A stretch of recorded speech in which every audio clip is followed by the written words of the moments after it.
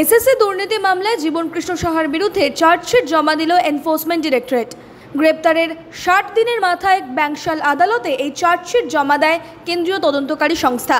প্রায় 80 পাতার চার্জশিট এদিন জমা পড়েছে, যেখানে একাধিক বিষয়ের উল্লেখ রয়েছে বলেই জানা যাচ্ছে।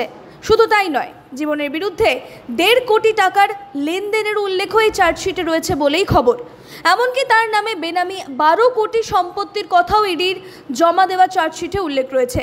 জামিন পাওয়ার পর নিয়োগ দুর্নীতি মামলায় গত অগস্ট মাসে তার বাড়িতে তল্লাশি চালায় এনফোর্সমেন্ট ডিরেক্টরেট। তল্লাশি চলাকালীন সেই সময় তার ব্যবহৃত মোবাইল ফোনটিও ফেলে দিয়েছিলেন তিনি, যদিও তা পরে সেটি খুঁজে পেতে নিজেই সাহায্য করেছিলেন। দফায় দফায় জেরা করে দিনের শেষে তৃণমূল বিধায়ককে গ্রেফতার করে কেন্দ্রীয় এই তদন্তকারী সংস্থা। আধিকারিকরা দাবি করেন, চাকরি বিক্রির টাকায় জীবনকৃষ্ণের অ্যাকাউন্টে এসেছে বলেই প্রমাণ মিলেছে। ক্ষমতা অপব্যবহার করে তিনি আত্মীয় বন্ধুদের চাকরি পাইয়ে দিয়েছিলেন, সেই প্রমাণও রয়েছে বলে দাবি কেন্দ্রীয় তদন্তকারী সংস্থার। এই মামলাতেই গত 2 বছর আগে বনোয়ার তৃণমূল বিধায়ক জীবনকৃষ্ণ সাহাকে গ্রেপ্তার করেছে সিবিআই। তার বাড়িতে তল্লাশি চালিয়ে এবং দিনভর জিজ্ঞাসাবাদের পর কেন্দ্রীয় তদন্তকারীরা তাকে গ্রেফতার করেছিলেন।